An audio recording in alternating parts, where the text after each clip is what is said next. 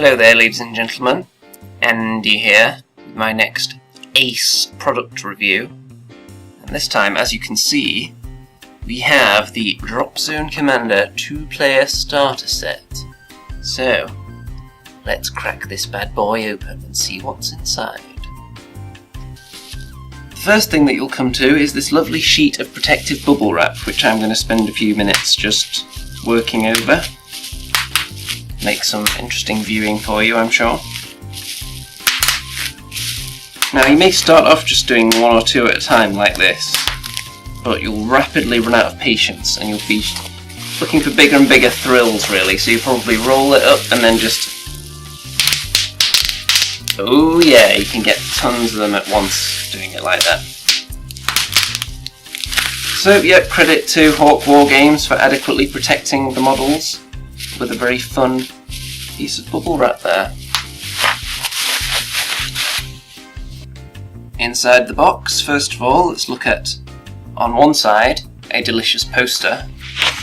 On the other side, we have some city streets, which is very nice for starting out. They do a more robust version of this, sold separately. This is excellent when you're just starting. And that's not all, there's two of them. Another delicious poster there. And more streets. So you can get quite a sizable gaming area here straight out of the box. Of course, as you go on you'll want to expand it, but they do have a vast range of terrain and gaming mats for you to use. Speaking of terrain, we have this big pile of delicious card buildings. Now this box is already reminding me of very old school starter boxes that you used to get with various war games, where you would actually get everything you need to play a game. Who would have thought that people would be doing that nowadays? But these look pretty simple to put together. Little tabs on the top, they'll just be folded over and stuck down inside there. So we have a big one, a small one, a small one, a very small one, a very small one, a very small one, a very small one, a small one, a small one, and another big one. Quite a nice selection, really. Maybe I was a little bit harsh on these that I was referring to as small. They're more like the medium buildings, aren't they? And you know what? I'm going to put one of them together right now.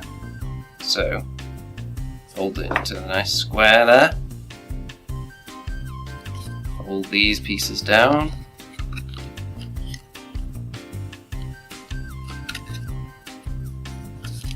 Simple enough. Fold those pieces down, I imagine.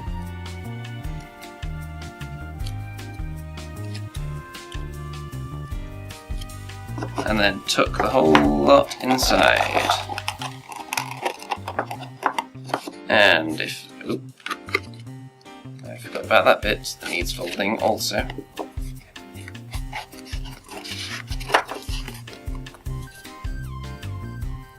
So, with any luck, all these pieces should go together nicely here when I fold it in. If they don't, then I'm sure it's entirely down to me. Nothing to do with the design.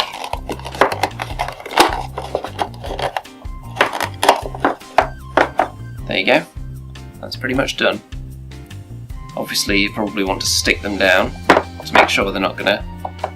no, actually they're pretty sturdy. I'm sure they could stand up to having the miniatures on top of there. But you probably would want to stick them down just so they look a bit nicer, so there aren't flaps sticking up. Yeah, that's very simple indeed. We have the quick sheets here. We have a turn sequence guide, which I'm sure I will be using in the first few games at least, since I have no idea how to play the game yet. And then a little scenario on the back there. Presumably this is the starter scenario. Then we have the reference sheets for the two armies that come in the box. Very handy indeed. And on the back, yeah, look at that, we have just the basic rules on there. So that'll be nice to have to hand, so you don't have to constantly go through the book, finding the right page. This is interesting here. In the recommended paints, they recommend a variety from Army Painter, Vallejo, Tamiya. Interesting. So they're not encouraging you to be locked into one range of paints, which is nice. There are some companies that tend to lean in that direction. It looks like they're just telling you what would actually be best for the job, which is a nice feature. Now, owning quite a few wargame starter sets, I had my magnifying glass ready so I could read the tiny little rule book. However, I was greeted with this beast, so I don't think I'm going to need that. Maybe when I get to the miniatures, but not just yet. So this is a huge, full-size A4, full-thickness rulebook. And who would have thought you could put that in a starter set? Very old school again in their approach, which I like. They're not trying to just give you a book you can barely read and then con you into buying another second huge hardback book. And presumably this has everything you'll need to play the game. And I was having a quick flick through it, and it seems to have all the rules for the 4 existing factions, which is very handy. You don't need separate books for the armies. Let's see what kind of backstory they've got in here.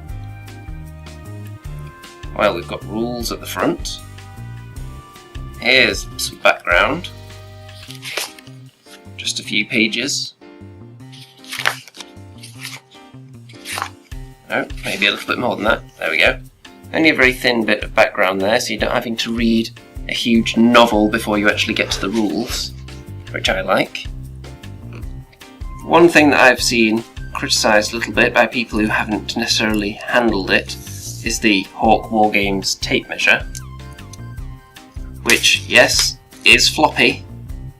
However, I'll just show you the kind of things that I use currently in games to measure. Obviously, we've all had the red whipping sticks, which, as you know, are prone to take out eyeballs on the sharp end there. I'm sure we've all had one of these sat away somewhere in a drawer with children's eyeballs all the way along it, like some kind of ghoulish kebab, because they're so dangerous and it's too tempting to get into sword fights with them. So let's put that to the side, because they are, while they are nice and sturdy, you can't change the size of them. So if you want to measure something in a gap that's less than 18 inches, you're stuck. Then we have the standard size tape measure, which I use for most things, which is fine for the most part. However, for games with very dense terrain, I tend to use this kind of tape measure, which is pretty much identical to the Hawk Wargames tape measure here, because it can be fed through smaller gaps than a standard tape measure, and even if it is floppy, most of the time you're going to be holding it at both ends or just running it along the ground anyway, so I don't think that's too much of an issue. Then, of course, you couldn't have a game without dice. These seem to be slightly bigger than some of the dice you would get in other starter sets. Let's just give them a quick roll, shall we?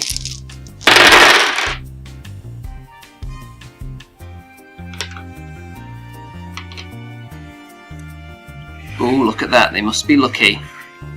Look at that favourable spread of numbers. Then, of course, we have some markers. Some blast markers here, and landing zones, combined into the same template, which is handy. We have a facing marker here, so you can tell whether someone's in your front arc or not, which I imagine is important. Once I get into the rules, I'll find that out fully. And then we have a bag of tokens. Intel, objective, possible objective. Presumably all these are related to the missions. Focal point.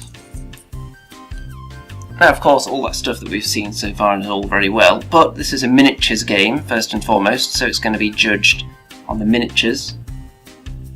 So, this is a Scourge sprue, or a Scourge, or Scourge, for you Americans who really love to pronounce every single one of your R's.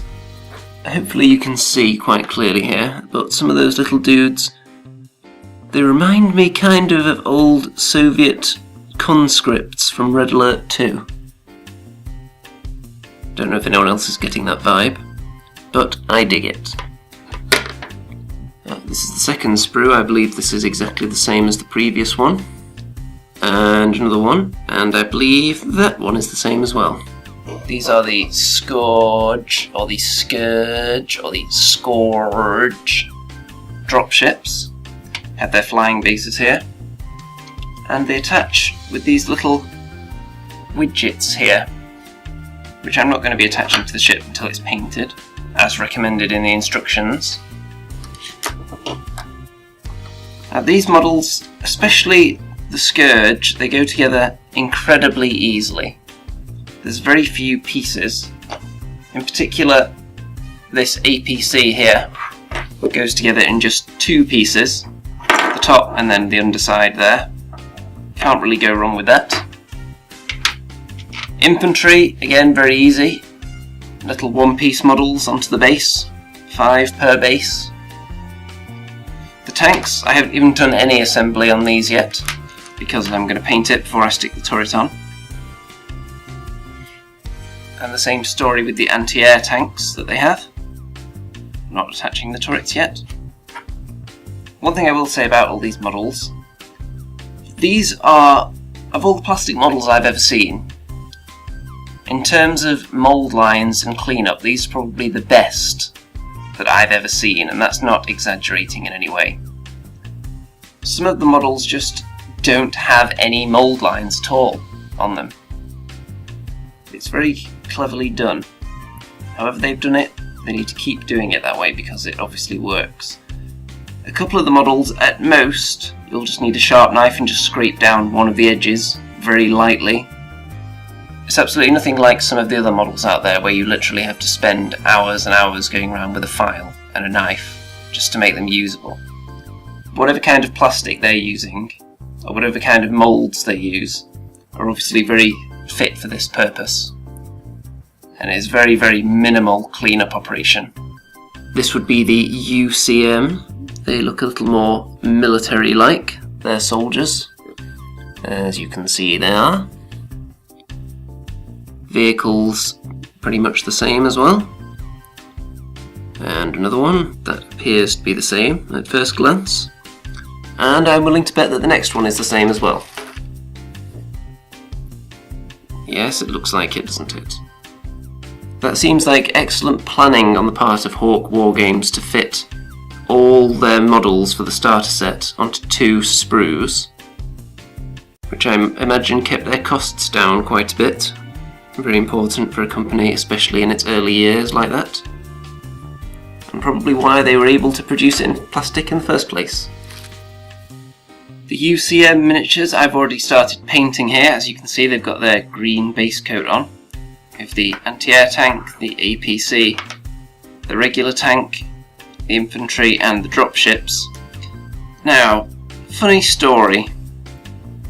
You may be able to see that there are a couple of strange lines on these dropships, and that's because when I was assembling them, 2 of the 3 UCM dropships, I attached these wing bits here the wrong way around. That is why you should always follow the instructions, because what I was forced to do then was saw the sides off there and then switch them round, which I would not recommend at all. And it wasn't the fault of the instructions because they were perfectly clear, it was just I thought I knew best and didn't need to look at the instructions. I just went by which part I thought would look more aerodynamic in that direction. But no! So yes, when you're building these models, no matter how simple they are and however few pieces they come in, always look at the instructions, so you're not scrambling to fix them later. However, outside of my mistake, all these models are very nice and very easy to put together. Minimal pieces. And they've got very nice detail on them as well for such small things. For 10mm. And for 10mm plastic, I was expecting the infantry to be really, really bad, to be honest. but there's actually quite nice detail on them. I'm informed that the resin or metal infantry that they have are even more finely detailed, so I look forward to getting some of those as well. All in all, I'm incredibly impressed with this starter set, and I haven't even played it yet. It does seem to be jam-packed full of stuff that you don't often get in a lot of today's starter sets. As I said before, it does have a very old school vibe to it, back in the days when you would get a lot more value for money than you tend to now. So, I'm going to praise them heavily for that. I was hoping to get this review out much sooner. I've had this in the room for a long time. However, I was plagued by first financial red tape, let's say, and then there were some serious technical difficulties with my equipment. No, not like that. But anyone who's been communicating with me over the last few months, I'll probably whine to you about the various issues I've been having at some point. But it's finally up, so Dropzone Commander 2-player starter set. I will happily recommend it to everybody. And I've been talking to one or two people who also have this game, or have armies for this game, and I'm going to be looking into putting some games together very soon, once I have my UCM army painted up, and purchased a few more models for it, and then maybe you'll see some battle reports. So keep your eyes well and truly peeled for those, and I will see you next time.